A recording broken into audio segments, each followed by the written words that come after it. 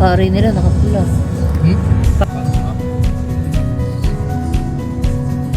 Pare. So, may laing, may bopis, menudo, adobong manok, adobong baboy, sinigang na baboy. Bicol Express.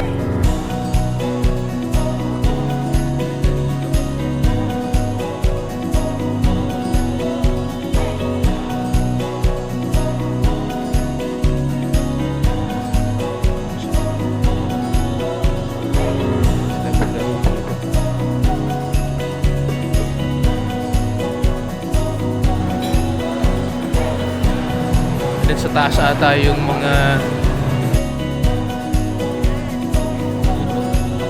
nakakatuwa nga eh, para lang akong nakakatuwa, nakakamiss. Kuya, ano pong masasabi ninyo? Baka lamigin po kayo. 10 minutes. Going to...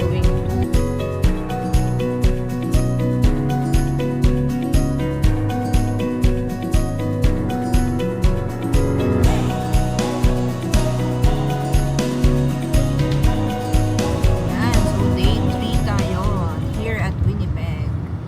It's a Sunday, March 8, 10:30 in the morning. Nag-check out na tayo dun sa ating Airbnb. Papunta kami ngayon sa downtown. Kasi yung ibang activities namin supposedly yesterday, hindi namin nagawa kasi not enough time. And then at the same time, nag-enjoy kasi yung mga bata din sa snow maze. So today, ang itinerary namin sa downtown is mag-ice skating if it's open. And then punta kami doon sa The Forks. Not sure if open yung CHR, pero kung hindi naman, then that's fine. Mayroon pa naman. Oo, that's fine. Okay lang. Meron pa namang next time, di ba? Next time, tsaka natin explore Oo. naman. Yun. Tsaka medyo hindi kami familiar dito sa lugar. And also dun sa kanilang mga traffic, ano ba, policy. Hindi, medyo yung behavior kasi ito, medyo aggressive yung mga drivers. Pansin ko lang, coming from, simula kami busy, tapos Regina, nakapag-drive na rin ako sa Calgary, Saskatoon. Talagang iba. Huwag sanang ma-offend yung mga taga mga kung makakapanood mo ng mga taga Winnipeg. Huwag kayong ma-offend, pero based lang sa experience ko siguro. Siguro yung ako lang, naninibago lang siguro. Pero base dun sa experience ko, medyo aggressive yung mga drivers dito, mga biglang kumakat, magta-turn na lang bigla. Although nasi-signal naman, kaya lang mga split seconds yung difference. Tapos nili ko na siya tulad nitong isang to nasa harap ko. Hindi alam kung nasaan. Ganun. Yun lang naman. Tsaka ang pansin din namin dito is kada stoplight nag-iiba ng May mga portion na from 50 na max speed nagiging 60 all of a sudden. Tapos ganun din from 80 biglang bababa ka ng 30. So parang kailangan, tas ang daming yung siguro hindi lang talaga kami familiar din sa streets kasi may mga biglang pala yun, dalawa pala. Biglang mag-split na lang bigla. Yes, yun. Yung akala mong comfortable ka na sa left lane, biglang parte ka na pala nun sa kabilang highway. Super kailangan adjustment ang needed. Okay lang, hindi naman siya big deal. Yun. So, sa pinagstayan namin, very quiet. Tahimik. Oo. And then, bukod sa quiet yung neighborhood, Matataas yung mga snowbanks. ang taas nga. Tulad nito, Wala man lang signal. sinigita na lang niya ako bigla. Pero Winnipeg, mas para sa akin na galing sa siguro small city lang talaga si Regina, mas commercialized sila dito. Stores, maraming options, restaurants, maraming meron dito na wala sa Regina. Yung snow maze pa lang walang ganun sa Regina. Mga attractions. Hindi kasi, syempre, Regina is just a small city. Hindi naman sa sobrang namin sa Regina. Pero konti lang talaga yung magagawa mo kasi maliit lang, and then mas konti yung population, mas konti yung tao. Dito, parang mas marami ang opportunity kasi on top sa government is marami na kaming nakitang mga businesses. Like, Siguro mga organization, mga organizations, companies, ganyan. private companies. Ayun, anak ko, look mo. So, yun. So, take advantage namin yung last day namin today. Dadaanan namin yung friend namin si Donna kasi may High school friend. yung high school friend, batchmate namin si Donna. Kasi may pipick upin kami taho kasi walang ganun sa Regina. Meron naman binibenta, kaya lang kasi Ayan, tulad niyan. hahanap ko pa talaga. Ayan. Ito ako sa level, biglang park ka na pala dun sa kabila. So, yun. So, siguro yun lang. Familiarity lang talaga ng Hindi sa na tayo streets. familiar. Yun. Later ulit, papakita namin sa inyo yung The Forks and Parang sa Granville. Pero anyways, kung anong mapupuntahan, share na lang namin. yes. Ayun. See you later. Buyers. Yan yung legislative building nila here. So, meron din sila katulad ng Regina.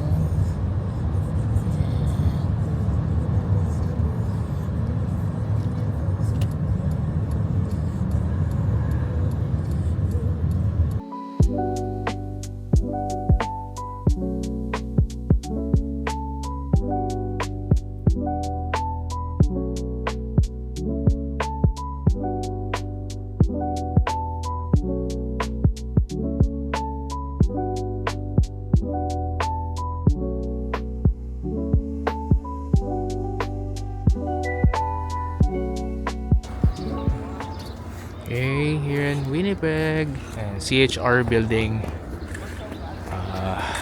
And then dito sa side may skating ring o sila. Diba?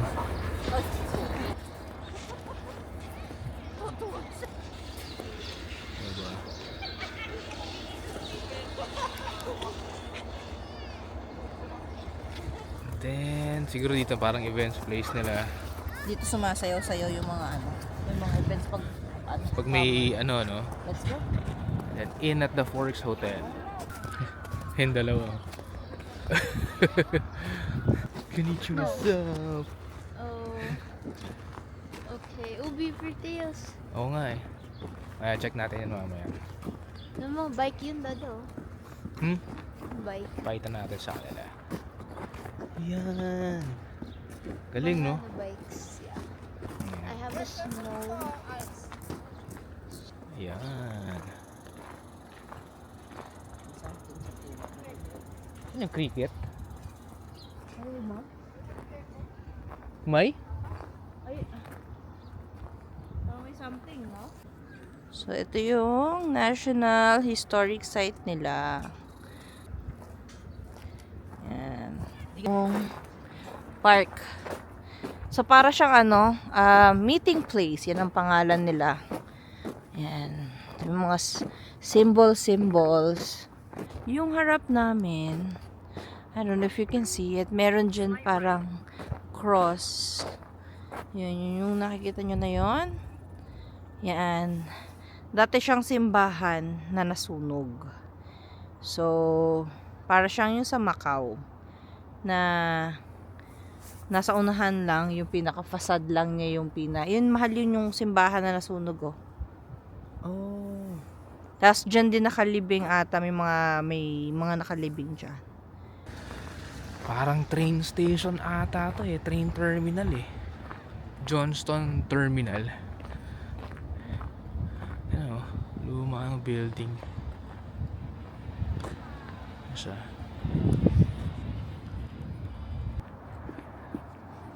Ganda siguro nito pag gabi.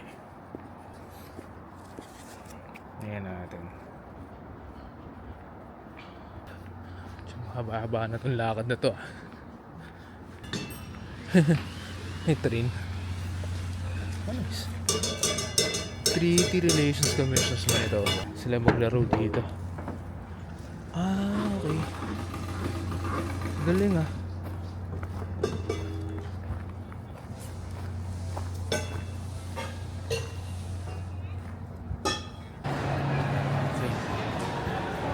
tayo sa may restaurant ng The Forks.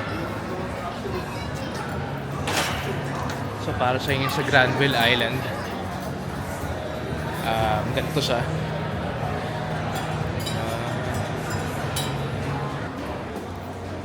Nandito sa side yung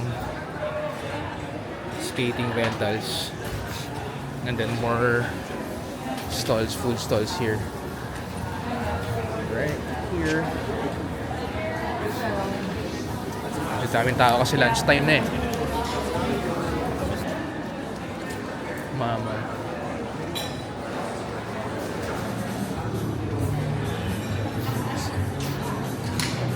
Nag-washroom sila, mama. Hindi ko alam kung nasaan.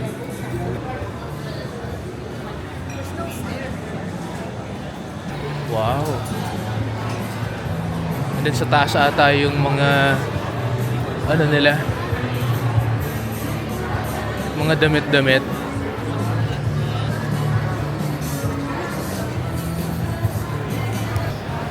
Daming tao na gutom. Wait to see. Ayan na lang ulit. Ayan, ano na pala sila.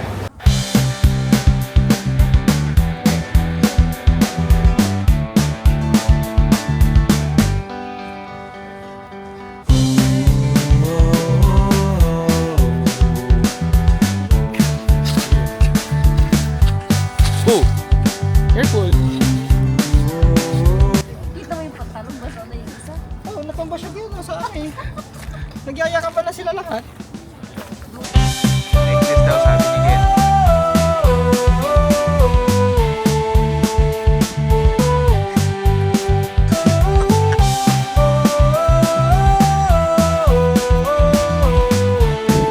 Sa beben mo na lang yung mismo na.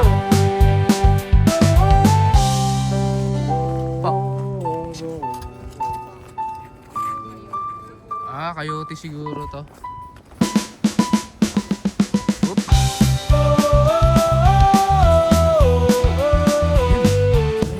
Oh, anis. Oh. Say that!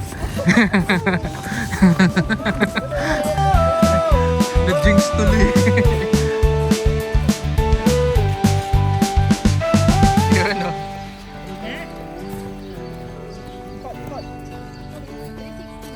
Ayun na si Elsa.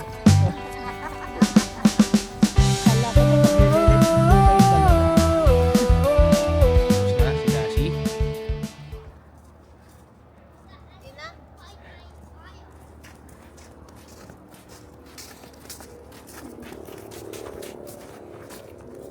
Thank you, How's the experience, anak? Good. Na-miss ko yung skates. Miss mo mag-skate? Yeah, na-miss ko yung skates. Ayan na yung Union Station. Dito yung Canadian Human Rights. Wait, hindi na tayo makapasok kasi gusto na yung oras. Tingnan natin si Kuya. Lost kasi siya. Kuya, ano pong masasabi ninyo? Malayo-layo pa po ang lalakbayin ninyo. Baka lamigin po kayo. Ayun naman ang Union Station.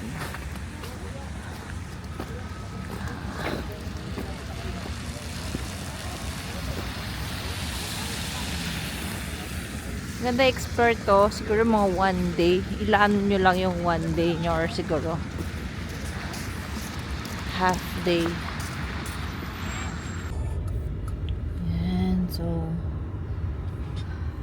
Tapos na yung aming mini... it's 2:47. Diba? So, buong morning, lakad, walkathon. Punta naman na kami ng Seafood City. Kakain, and then mamimili ng kaunti. And then, good to go na, going back to Regina. Walang masyadong puntahan, except doon sa The Forks. Puntahan sana namin yung CHR o kaya dun sa Union Station, kaya alam medyo gagabihin na kami or gabi na kami dadating Kulang sa yung Regina. kulang yung 3 days. Yes. Pero ganda, maganda naman yung experience namin. Yun. Meron din silang OEB dito. Yun. Isa sa mga favorite naming restaurant yun. Ngayon, dito na naman kami sa downtown. Ayan. So, on the way na kami doon. 16 minutes going to Seafood City.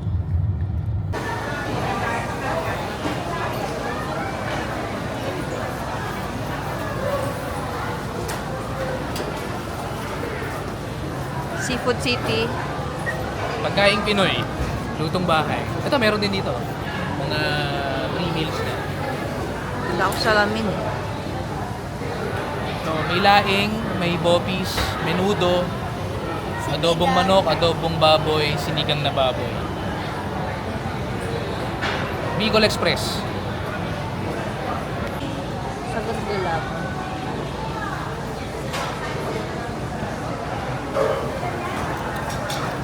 Stop mama. Masarap daddy yung ano, Alin? squid. Ayan yung ano. Ay, anak ko. Meron pang ano, Opo, mama, may sagot ko lang. sagot gulaman. Paano na nga tatay? Hindi, mamaya antayin natin. Pipila tayo na. Ate, grilled mixed platter. Gusto mo yun? Hindi tayo sa ano. Seafood City, puro Pinoy. Ano, nainis ka? Ha? Hindi, nakakatuwa nga eh.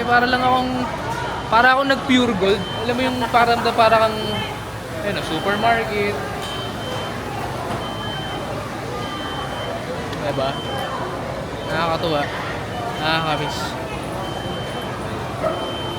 Ayun na sila. Sige, maya na lang ulit. Kain na muna. Hindi na tayo. Excuse nga ba? Tingnan natin. Talo. Ha?